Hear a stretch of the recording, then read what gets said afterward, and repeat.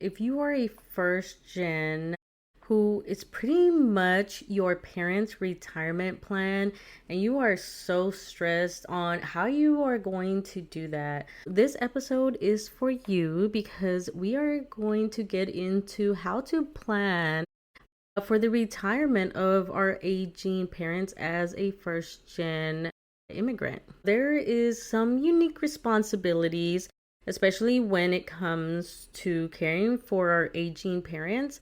A lot of us tend to be the retirement plan for our parents. And, that cultural expectation can weigh heavy and stress us out and can be intimidating and overwhelming. We're trying to figure out our finances, trying to get ourselves financially stable and figure out what we have to do and figure out our own financials. Now, as our parents get older, we have to start thinking about what's going to happen with our parents, how are we going to provide for them in their retirement, because the reality is most of our parents really didn't plan for their retirement. They kind of just hit the ground running and started working and just trying to provide and survive here. And so now that they're getting older, is kind of like scrambling to figure out what we're going to do to help them out. And being first gen, it puts us in this unique position where we are not only trying to figure out the retirement for our parents, but also, if you have kids or plan to have kids, setting up the future generations up for financial success. But it's expected that, the families come together to provide for each other and stuff. And I see it in Mexico with my dad's side of the family and my mom's side of the family, where they are coming together and providing for each other and helping each other out. And same thing with my mom's side. So the first step in planning for your parents' retirement and aging is to understand where they are now. What is their current financial situation? And I'm going to be honest, this is kind of like a painful step, because once you actually start diving into it, it gives you this financial anxiety and this fear, because you realize how unprepared your parents are for retirement. And it really hits you like a ton of bricks, because you realize, again, how much at risk your parents are. If they did save, they put it in a bank and they just sent money to it and just had it in a savings account, which isn't ideal, because you're going to realize that they didn't save nowhere near enough from what they are going to need for retirement. But it is important to talk to them and have them change their money from their savings account from a bank to a high yield savings account, because they are losing money due to inflation, because you're getting very little, not even 1%, not even 0.5% in return from the bank. So the first thing I would do is, if they do have a savings in a regular bank account, talk to them about moving it into a high yield savings account. The steps that we're going to be covering do still apply to those that are undocumented, because for example, the high yield savings account, you can use your ITIN and your ID from La Consular and use those to be able to open a high yield savings account. So don't let that your parents are undocumented stop you from helping them out and helping plan for their retirement. The next thing you want to look at is, if they have a job where it's a big company and they had a 401k, make sure they're sending money to it and that it's actually allocated to a fund, and that they are, taking advantage of that 401k and see where they are at and where they are contributing to. If that company matches their contributions, which basically just means they match whatever you put into your investment, which is basically free money. Make sure that your parents are taking full advantage of that. Now, if they are not in a job or a company, working for a company that doesn't have a 401k or an investment option, then you could always opt to help them start a IRA. You could do a traditional IRA or a Roth IRA, and you could pick whatever brokerage like Fidelity, Vanguard, whichever one works for you. You do have to do a little bit research on that one to figure out which one you prefer. But the point is to get them started in investing in the stock market or investing in general. I invest in index funds, so that way I don't have to really worry about it. An index fund is basically like a basket of several stocks, and so you don't have to really think about it. You send money, it gets distributed to your fund, and you invest that way. Now, if you do want to learn more about stock investing and how that works, there are 2 books that are really good that I recommend. And one is, Wealth Warrior, and the other one is Financially Lit. It's good for the beginner to figure out how the stock market works and investing. The next thing you want to look at is their debt and their expenses. So what outstanding debts are they going to have or currently have, but more importantly, what they're going to have when they retire, because this is going to help you understand how much they're going to need for when they retire. Because like if they have a mortgage, they bought a house later on in life, and now they're still going to have a mortgage when they retire. You want to take that into account. Or if it's going to be paid off by then you don't have to account for the mortgage. You just have to account for property taxes and just the insurance and general maintenance of the home, and other things like, are they going to have a car payment? Do they have medical expenses, other expenses that you don't know about or that they have? You want to account for that. And don't forget, again, we are first gen. Our culture again helps out family. So a lot of our parents send money to Mexico. So don't forget to account for that. My mom, I think she sends a few $100s a month, again, to take care of her mom.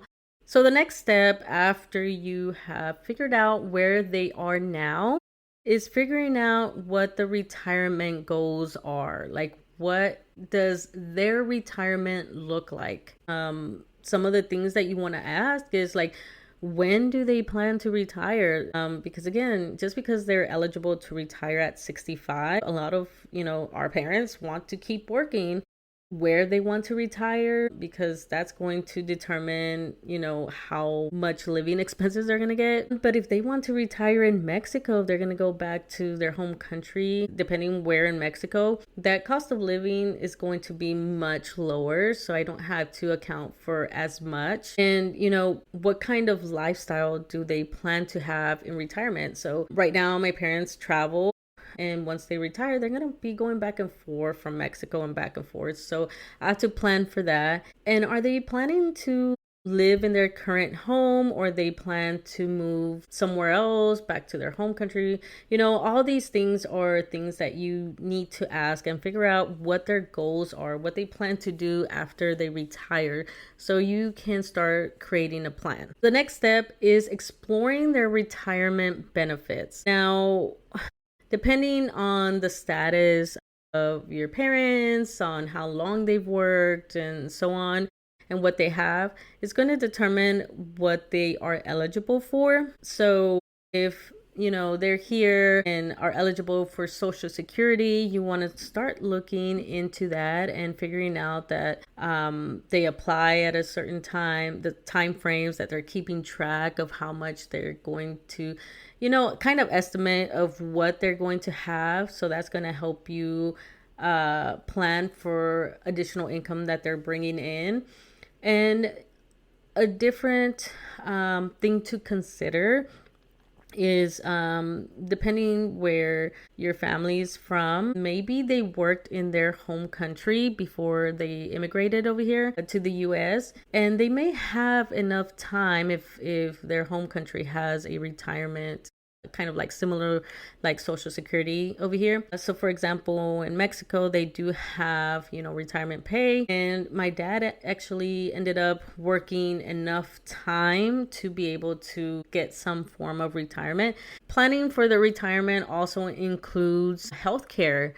So what healthcare options are available or will be available for your parents when they retire or currently, because you also want to plan for now, because the last thing you want to do is they have, an emergency and now they have a medical bill that they have to pay for. You got to understand those and figure out the enrollment periods, what it covers. Double check if their home country is an option. Like for mine, Mexico's right here. It's easy to just fly back and forth, which is what actually my parents are currently doing. They, plan their trips to Mexico to visit family and all that stuff with their medical appointments. So right now, they've pretty much got done with their annual appointments.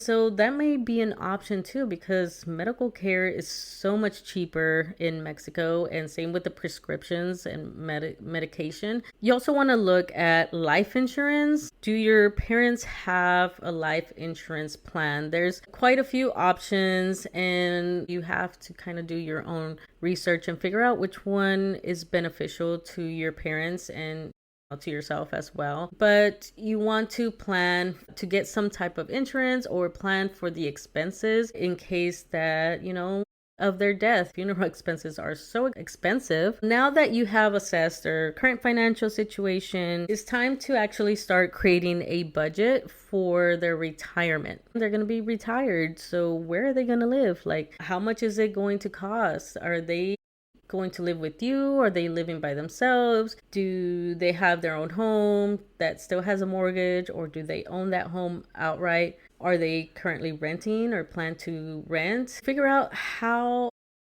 you can reduce these costs and explore what options are there. So one thing to consider is if they do own their own home or they have their home.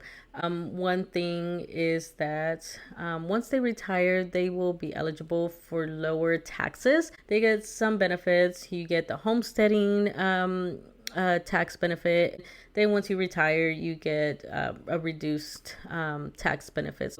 Make sure you talk to a CPA about that. I'm not an expert in taxes. Check how much, electric, water, and all that stuff is, create a budget for that. And if they travel. But the idea is just creating a budget and figuring out what they can afford and what to expect. In this budget, you also want to include health insurance, the payments for that, for coverage, but also include in case your parents may need long-term care. So if you need to hire a helper or someone to help you if they get disabled or something. Another thing to consider is the legal and estate planning. If your parents have something like a house or anything that they want to leave behind, their wills, a trust, living wills, or power attorneys, a breakdown of what they would want in case of I don't know, they're in a coma or whatever,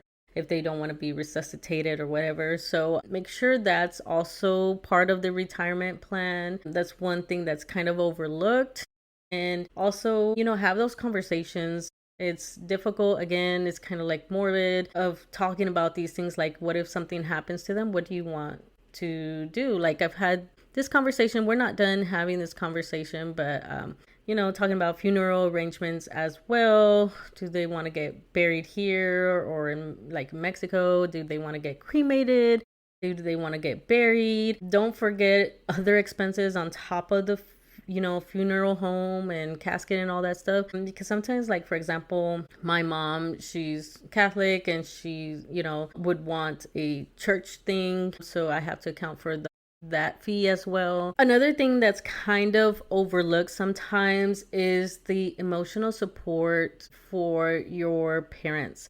So retirement, sounds like all fun and dandy and stuff like that, but sometimes it can cause mental and emotional distress because they stopped working. Take into account finding things for them to do. So maybe enrolling them in some type of club, maybe some type of activities like bingo or something like that. Figuring out something to help them continue, because you got to give them something to do, otherwise they deteriorate, their mental health deteriorates, and pass faster.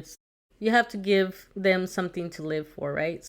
So those are basically the big major steps to help you plan for your parents' retirement. I know as first gen, it's a struggle of balancing that cultural expectation with our own personal goals because again, like I said earlier, is we're still trying to figure out our own financial plan for the finances of our future generations if you choose to have children, but then we're being responsible for that financial support and well-being of our parents. It's tough, it's rough, and I don't blame those that decide not to be responsible for that, but for me, I just can't leave my parents high and dry. They did so much for me, and so now it's my job to bridge that gap between the two generations. Unfortunately, I'm the generation in the middle, but I'm setting up my daughter for success and my stepson for success, but also prepping myself to support my parents. And so it's possible to do both. It's just, a lot of work, a lot of planning, and a lot of research. But this is one of the ways that I was able to plan for my parents. Hopefully this helps and helps you put your mind at ease and gives you some type of plan, an action plan, a roadmap to figure out how you're going to support your parents for their retirement and them just aging. Other than that, I will see you in the next episode. Bye. Thank you so much for listening. Don't forget to like and share this episode so others can also find this podcast. Don't forget to follow me on all my social medias listed in the show notes below, where you can also find resources to help you in your financial journey. If you're interested in becoming a guest on the podcast, you can find that information in the show notes. Other than that, thank you so much for your support, and I will see you in the next episode. Bye.